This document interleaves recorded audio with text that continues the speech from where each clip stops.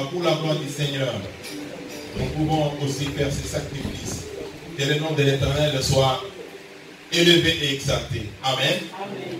Et sans plus tarder, avant d'écouter la parole de Dieu, j'aimerais vous présenter quelqu'un qui est très important dans ma vie, ainsi que dans ma famille. Elle pourra aussi nous donner un petit témoignage qui va précéder le message d'aujourd'hui. Il s'agit de ma fille Annie Kumbi. Annie, tu peux venir s'il te plaît.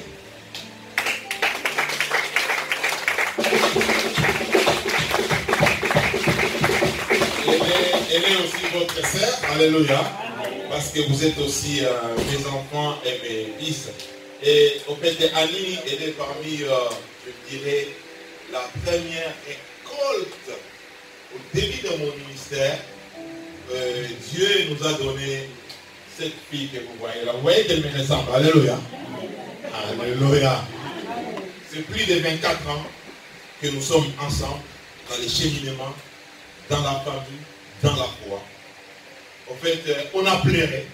Elle a vu mes plaies. J'ai vu ses plaies. J'ai vu les faibles commencements au travers de sa vie.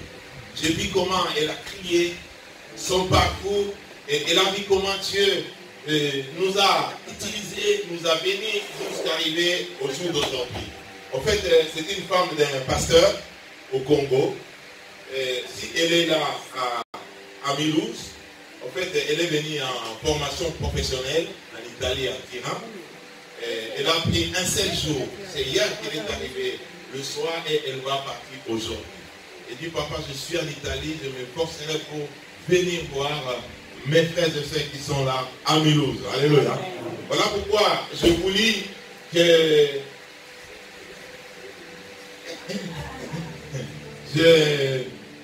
comment dirais-je, je voulais lui accorder la parole, qu'elle puisse peut-être te motiver aussi. Tu passes un moment difficile dans ta vie, tu pleures dans ta vie, elle a pleuré dans sa vie. Alléluia. Et elle a vu Dieu agir et ce n'est pas fini. Et Dieu l'a béni, elle a une famille, elle a un travail.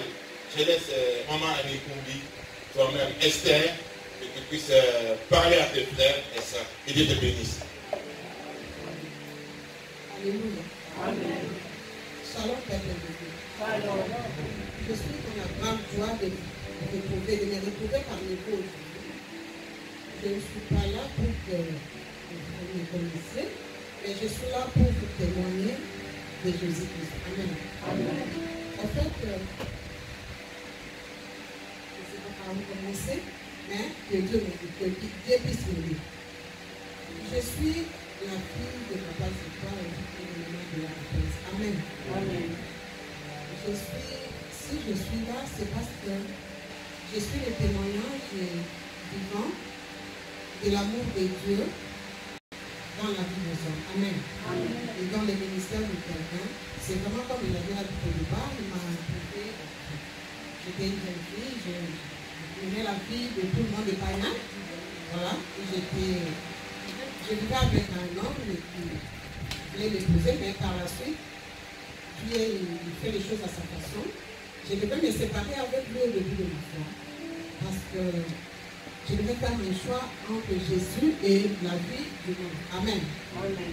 Et je dis que je vais suivre Jésus, je vais tout abandonner. C'était difficile parce que le Messie en question était dans le loge et il ne voulait pas se séparer de nous. Alors, papa faisait l'évangélisation par papa. Il est allé découvrir les messieurs. Moi, je n'étais pas là, je suis au monde. Et les messieurs, ils parlaient de nous.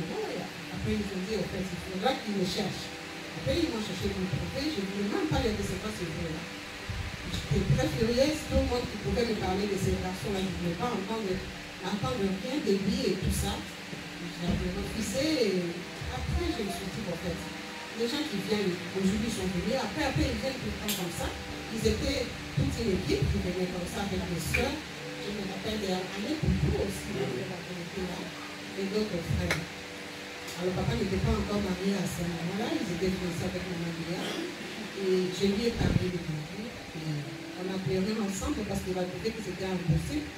Il y avait encore des filles qui pouvaient accepter ça, que se séparaient des groupes pour Jésus. Alors la vie que je menais, c'était vraiment misérable. J'étais au Rhum, toute ma famille m'avait abandonné parce que là, j'avais rien, mes parents étaient en province, moi j'étais à Kinshasa, personne ne pouvait s'occuper de moi. C'est le monsieur qui prenait soin de moi, qui faisait tout et tout, donc j'étais à faire. Et reste avec tout ce qu'il avait, moi je ne pouvais plus ici. C'était pas facile, je me disais, en fait on a tout prié, je suis restée comme ça, je disais, moi je lis dans la Bible, je n'ai pas vu Dieu abandonner quelqu'un. Si Dieu va abandonner quelqu'un, je vais être la première des personnes que Dieu va abandonner. J'avais lu dans la Bible que tous les gens qui avaient suivi Jésus les avait bénis et richement bénis. Amen. Moi, je vais suivre Jésus. Je parlais comme ça, là, bon, sans tenir compte de la profondeur de ce que je disais. Je disais ça comme ça. Mais franchement, je ne peux plus. Amen. Pendant ces moments-là, les amis m'avaient abandonné, la famille était loin. Mais quand papa s'est marié, il m'a approché de lui et de sa femme. Je vous dis de volonté, peut-être qu'il y a des choses que eux-mêmes ne connaissent pas. C'est le fait que je Amen. Amen. Pour la première fois, je vis des gens qui pouvaient m'aimer, je pouvais plus dire, je me sentais à l'aise. Parce qu'il y avait des gens qui me disaient, c'était une fois folle, il a laissé un homme qui a beaucoup d'argent. Et maintenant, à l'église, les sœurs vont chercher le mariage. Les femmes vont à l'église pour chercher le mariage. Et il est un homme jeune, il a beaucoup d'argent, il abandonne, ce n'est pas normal. Et pour personne ne pouvait me venir en aide, tout le monde s'est moqué de moi. Et là, je me suis résignée, je ne pouvais pas aller vers les gens. Je restais seulement au Rhum, si je ne suis pas à l'église, je suis au Rhum. Et au Rhum, à Kinshasa, à ces moments-là, on passait des années blanches. Pour passer d'une classe, il fallait faire 2 ans, 3 ans. Et nous, moi, j'étais là au Rhum. Je ne pouvais aller chez personne.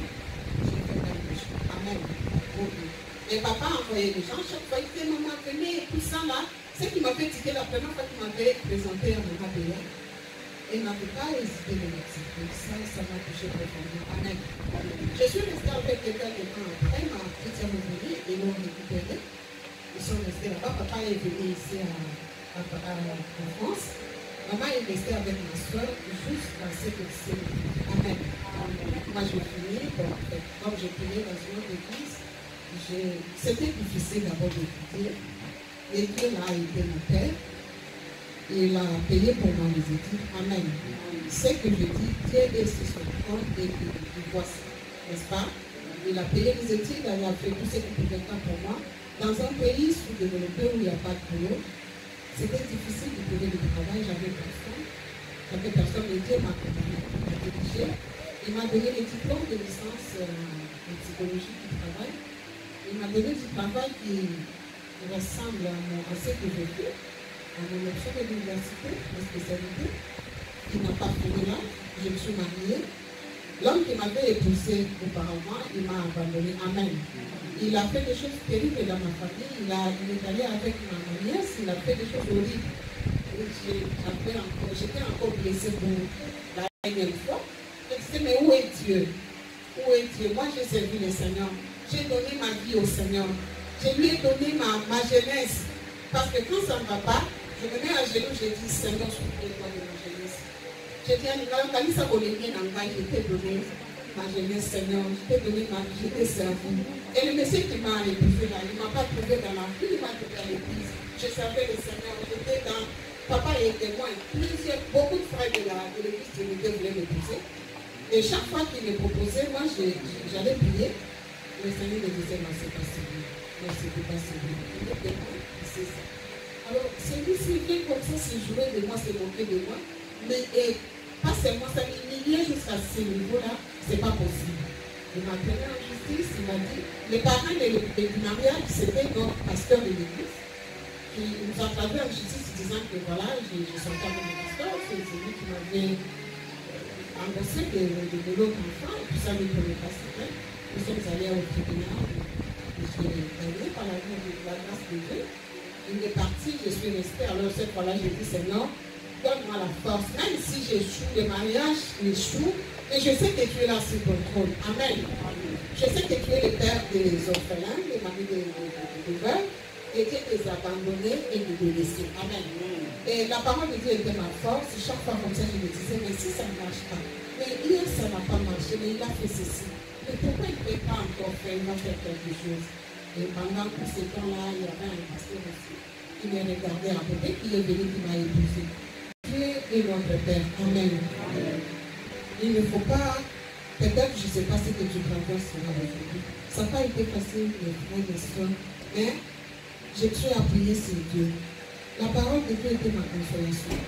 Chaque fois quand je me réveillais, je lis la parole de Dieu, je me dis, Seigneur, donne-moi la force. Même si je ne vois rien, je sais que tu es là. Des fois, je prenais ma chaise. Je prends la chaise, je dis, Seigneur, je mets cette chaise-là, parce que je vais commencer la prière. Alors, je vais parler avec toi tout au long de ma prière, avant que je me termine. Si tu ne te dis pas, alors il ne faut pas quitter, sinon tu ne vas pas Dieu. Amen. Je dis, voilà, il y a ça.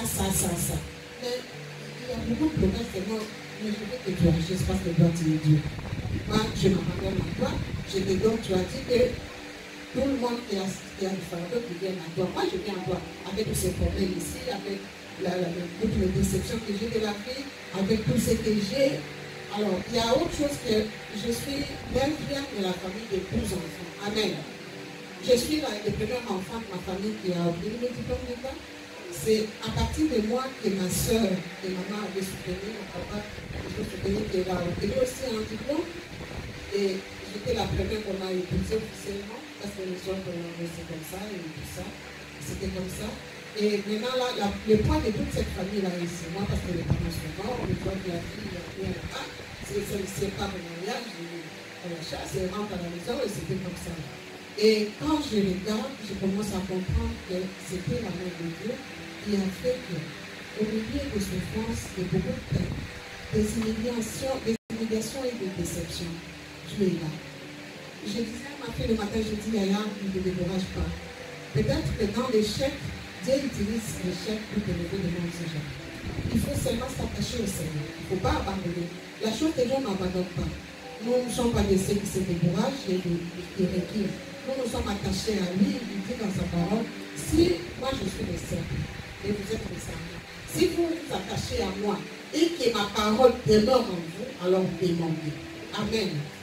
Et je vis Dieu agir de plusieurs façons. J'étais simple agent, j'ai tourné dans mon entreprise, je travaille à l'INPP, l'Institut national de préparation professionnelle à Kinshasa. J'étais simple agent, là-bas, j'ai travaillé et tout ça. Depuis 2006, il a fait grâce que je sois cadre de mon entreprise. Amen. Il m'a élevé au rang de cadre alors que ce n'était pas possible. À Kinshasa, c'est plein de entreprises aujourd'hui. Travailler avec les paniers, ce n'est pas facile. Tu ne peux pas émerger comme ça sans avoir c'est pas un parrain ou un parapluie. Ce n'est pas possible. Dieu disait que je priais. Et ce que je voulais terminer par le fait de vous dire que même si je suis là devant vous aujourd'hui, ça fait longtemps que j'ai commencé à dire qu'il m'a béni, il a ouvert le voyage. Amen.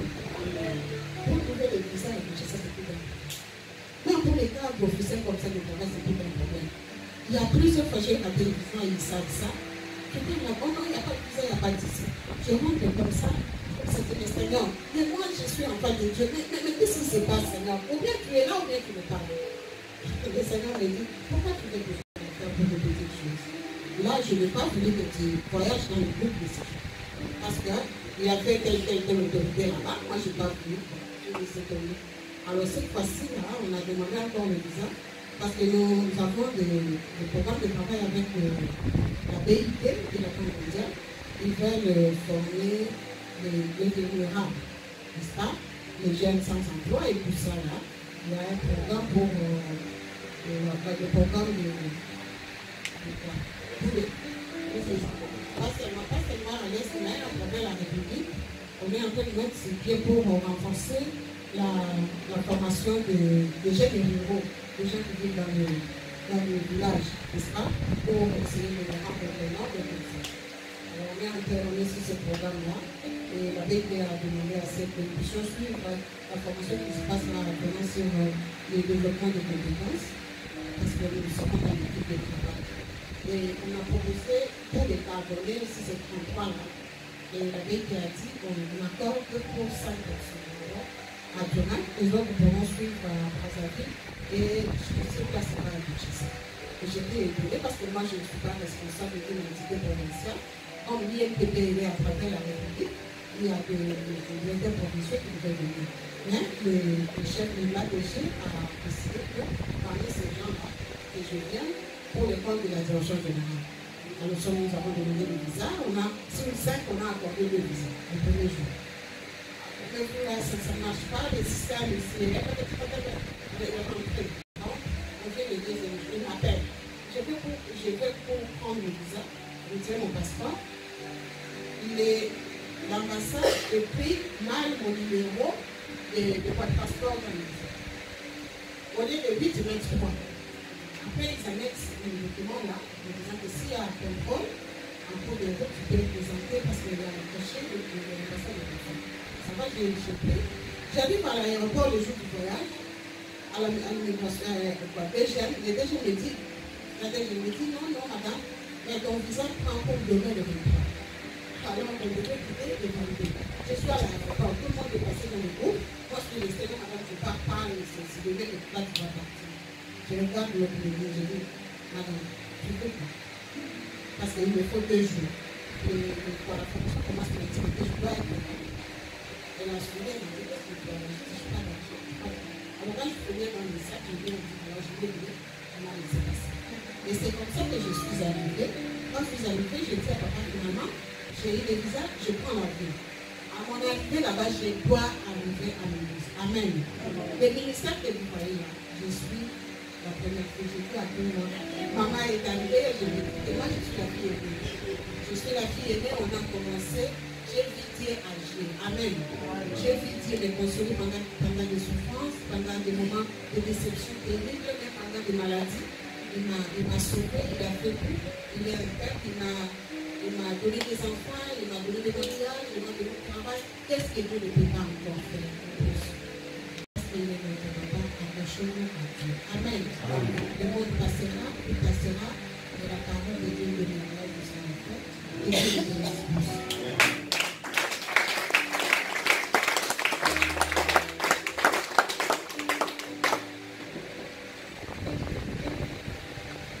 Merci maman pour le témoignage. Nous passons le message. J'appelle maman Béa pour le message. Pendant qu'elle avance, nous continuons à faire notre précédent.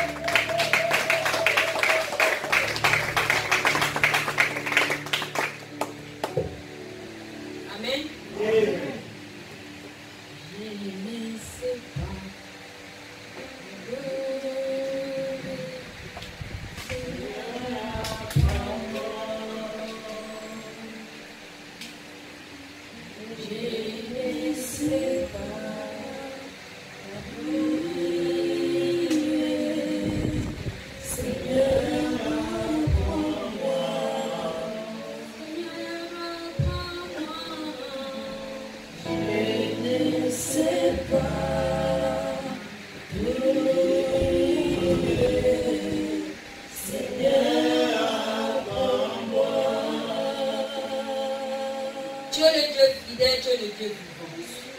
C'est vrai, Seigneur, nous nous approchons auprès de toi pour écouter ta parole. Ta parole qui donne vie, Seigneur. Ta parole qui élève. Ta parole qui sauve. Ta parole qui fait des grandes choses qui nous redressent, Seigneur. Ta parole qui nous guérit. C'est pourquoi nous sommes là, Seieur. Nous voulons écouter ta parole. Qui suis-je, mon Dieu, pour me mettre devant ton peuple? Je suis qu'un humain, Seigneur. J'aimerais que ta grâce, ton onction, ta puissance m'inonde. Que je puisse disparaître, que ta puissance puisse être au-dessus de moi, que tu puisses m'envelopper de ta puissance. Que tout ce qui sortira de ma bouche, Seigneur, puisse toucher les cœurs. Et que les cœurs de tout un chacun soient disposés pour écouter cette parole de cet après-midi. Au nom de notre Sauveur Jésus-Christ et Seigneur, nous avons ici prié. Amen. Amen, amen. Amen. Je vous salue tous au nom de Jésus-Christ. Je bénis les serviteurs de Dieu qui nous ont fait confiance pour la chair.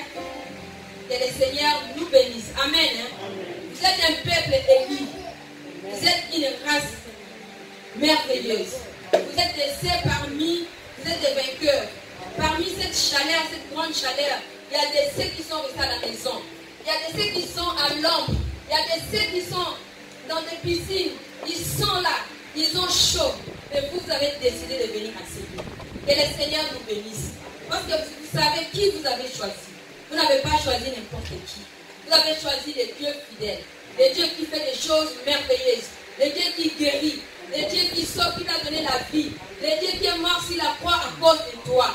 Tu as dit aujourd'hui, mais voici Seigneur, car nous étions des races égarées, nous étions loin de la face de l'Éternel.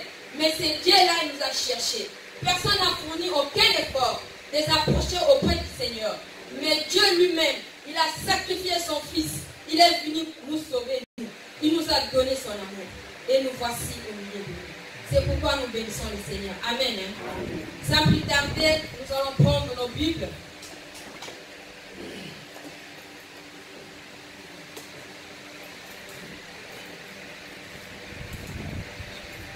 Nous allons lire Exode 14.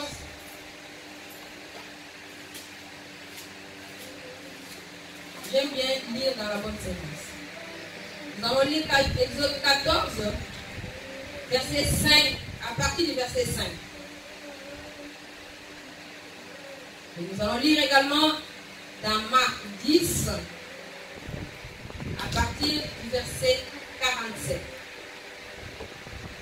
Si nous avons trouvé, je vais commencer à lire.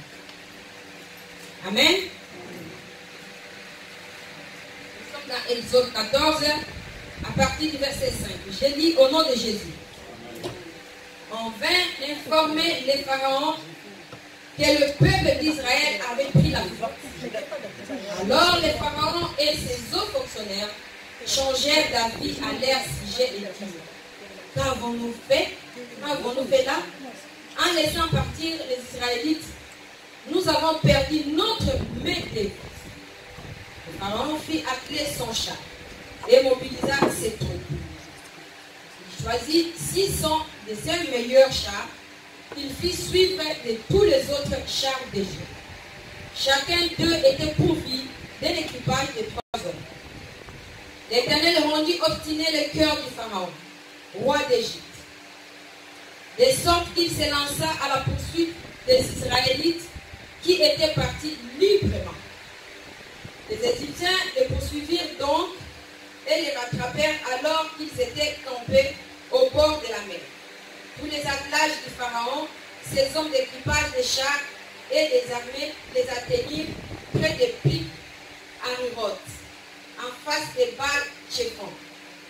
Le pharaon s'était rapproché. En regardant au loin, les Israélites aperçurent les Égyptiens lancés à leur poursuite. Ils firent ainsi d'une grande peur et poussèrent de grands cris vers l'Éternel.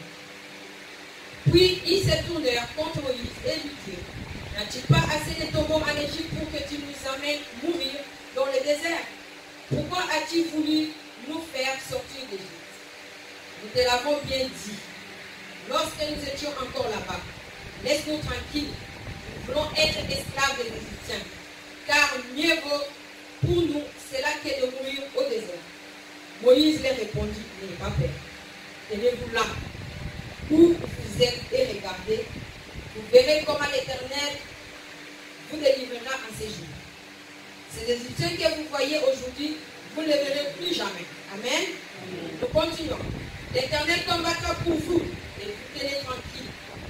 L'Éternel dit à Moïse: pourquoi cries-tu vers moi?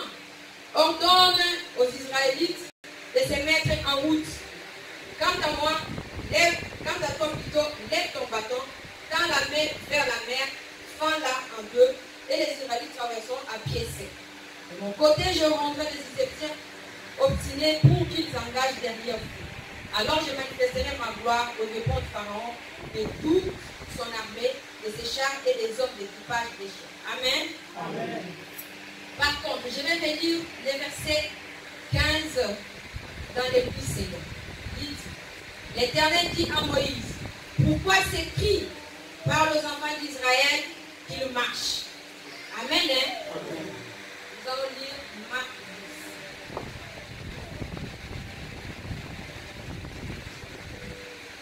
10. Verset 47 à 49. Marc 10, 47 à 49. Il est écrit: Il entendit que c'était Jésus de Nazareth. Et il s'est mis à crier, fils de David, Jésus, aie pitié de moi. Plusieurs les reprenaient pour les faire taire. Mais il criait plus fort, fils de David, aie pitié de moi. Jésus s'arrêta et dit, appelez-les. Il appelèrent la veille en lui disant, prends courage, lève-toi. Amen. Amen. Que puis-je vous dire encore ce matin, cet après-midi? Nous savons tous les textes. C'est la sortie des enfants d'Israël de l'Égypte. Les enfants d'Israël étaient en Égypte comme des esclaves. Ils sont passés plusieurs années en Égypte. Ils étaient là sous la domination des pharaons. Pharaon les donnait même les travaux qui étaient trop durs pour eux. Les travaux qu'ils ne pouvaient pas faire. Aujourd'hui, nous voyons le soleil, nous disons, oh mon Dieu, il fait très chaud. Peut-être on ne va pas aller à l'église. Mais là, même s'il faisait chaud, les enfants d'Israël travaillaient. Même s'il était à l'hiver, les enfants d'Israël travaillaient. Ils étaient amortis. Il y a des travaux qui étaient trop durs pour eux. Ils ne pouvaient pas les faire. Mais cette fois-là, ils ont crié à l'Éternel. Le Dieu de gloire, que toi qui es venu prier ce jour, il va t'écouter comme il a écouté les enfants d'Israël. Amen. Et il a fait de grandes choses en ce jour-là. Le Seigneur, il a entendu, il a dirigé son fils Moïse il a donné l'ordre à Moïse pour les faire sortir du pays de l'Égypte. Et voilà, arrivé maintenant au niveau de la mer. C'est eux-mêmes, avec volonté, ils ont donné l'ordre aux enfants d'Israël de sortir. Mais par contre, il arrivera après, ils se sont dit, qu'est-ce que nous avons fait? Qu'avons-nous fait de laisser les enfants d'Israël partir? Mais notre main-d'œuvre est zéro. Laisse-moi te dire cet après-midi, ma soeur, mon frère, bien-aimé dans le Seigneur, il nous arrive des fois que nous oublions nos ennemis. Ils sont en train de dire, qu'est-ce que nous avons fait? Pourquoi nous avons libéré cet homme? Pourquoi nous l'avons laissé libre? Et pourtant, toi tu as prié. Dieu t'a donné la délivrance. Dieu t'a donné la guérison. Dieu a pris ta part. Mais là, le pharaon, il est encore là. Il est en train de regretter. Il est là à côté, il est en train de voir. Il se dit, mais qu'est-ce que j'ai fait d'avoir libéré cet homme? Qu'est-ce que j'ai fait de l'avoir donné la liberté? Amen. Alors, pharaon n'est pas content. Pharaon est en train de voir comment toi tu es en train d'évoluer. Pharaon est en train de voir comment tu es en train d'être guéri. Pharaon est en train de voir comment toi tu es en train d'évoluer devant les seigneurs. Peut-être dans la prière, comment toi tu es en train de faire. Mais là, toi tu ne te rends pas compte. Et Pharaon, peut-être tu te dis, mais moi je suis libre. Pharaon m'a libéré. Je peux faire tout ce que je veux. Mais en réalité, Pharaon n'est pas libre, n'est pas content de ce que tu es en train de faire. Il faut que tu fasses attention. Amen. Hein?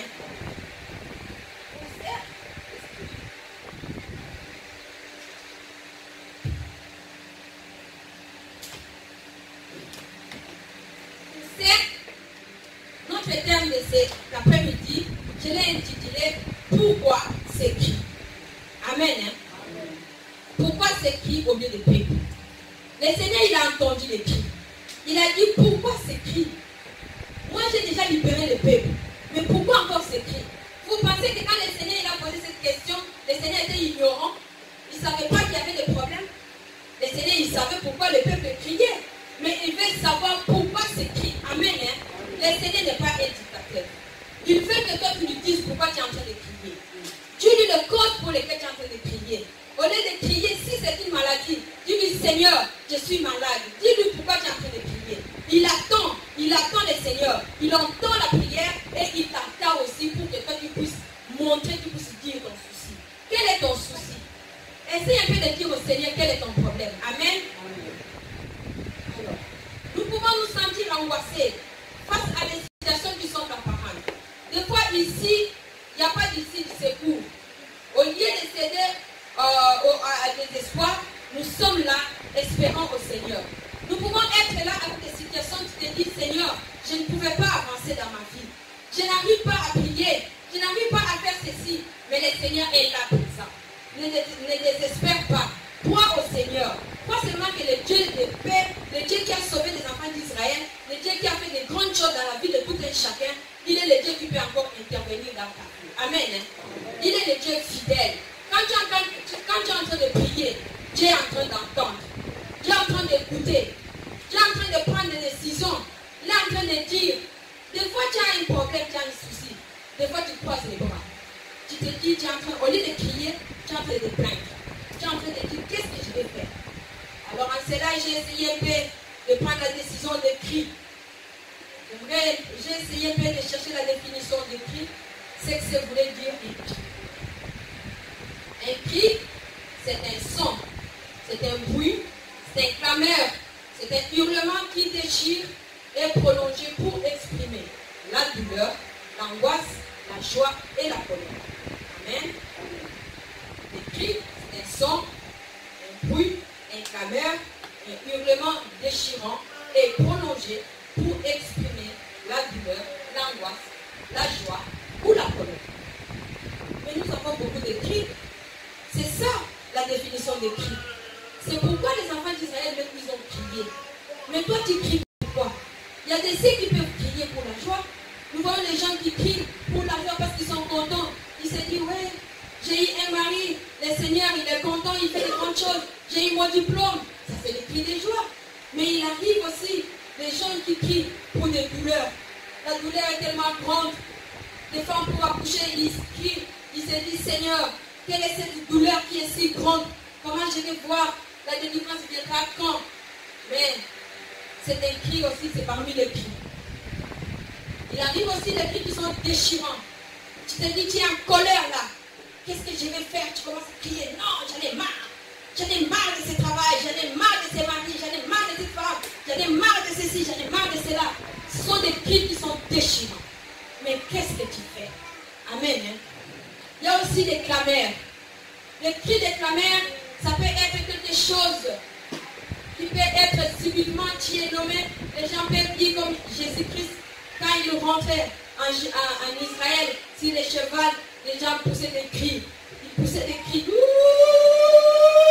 C'est le roi qui peut pousser un cri de clameur. Mais toi, tu as un souci. Qu'est-ce que tu es en train de faire? Est-ce que tu es en train de crier au Seigneur? Ou tu es en train de faire quoi? Quel cri que tu es en train de pousser? Est-ce que les cris de joie, les cris de tristesse ou les cris de clameur? Parce qu'il y a beaucoup de cris.